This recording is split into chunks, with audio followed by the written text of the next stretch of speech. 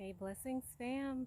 I'm out here in our in-ground garden getting this this potato row ready to put some potatoes in. So our soil is pretty loose. I'm just going through and making a little furrow. This is one of the rows that I didn't cover. I just didn't get around to it. So I've seen quite a few people online.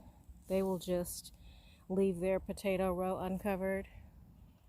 See these rows I have covered.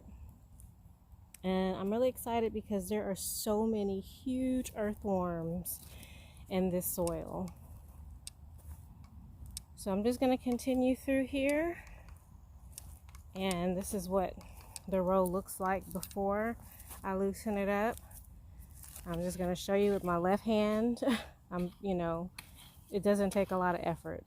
So I'm just going to go through and continue to just kind of furrow that out. And I'll show you the step where I fertilize the soil and start putting some potatoes in the ground. Right, so these are the potatoes that we have. These are russet potatoes I ordered from Gurney's online. And these are Yukon Gold. Oh, dropped one. So I have 2 bags of the Yukon Gold and just 1 bag of the russet. All right, and I also have these potatoes. These were organic store-bought potatoes that we didn't get to in time. So I've just kind of been hanging on to them. And I'm gonna put them in the ground and see what happens. This is the completed furrow. I went through it and put some blood meal and bone meal. So next, all I'm gonna do is place the potato. It's gonna be about 3 inches from the ground to the top of this mound, because then I'm gonna mound over some of this dirt. And ideally I would have cut this potato. This is what I did last year. So that I could have 2 plants instead of 1. But you have to give the potato a little bit of time to scab over, and I'm already late getting them in the ground, so I'm just going to plant them like this. And besides, I have quite a few seed potatoes.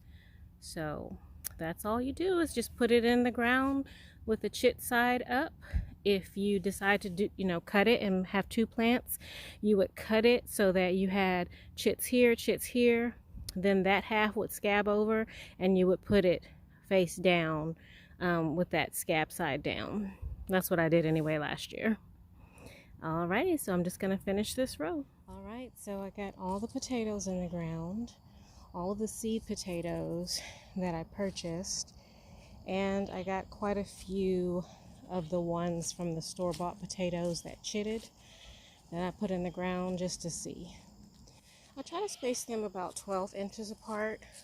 At the end here, I maybe got a little bit closer than 12 inches. But the next step is just to go through and cover them.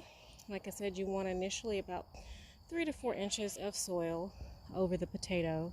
And then what I did last year, which I'll probably do again, is once I start seeing the sprouts, I'll come through and put some more soil on top. And the final product. The row is all covered. We've shared with you our love of our creek that surrounds our property, and here's some footage of the aftermath of a very heavy rainstorm. The creek overflowed and we had a little lake in our backyard. You can see Zora the Explorer is loving it. Well, anyway, family, thanks for watching, and we'll see you next time. Peace and blessings from supersfarm.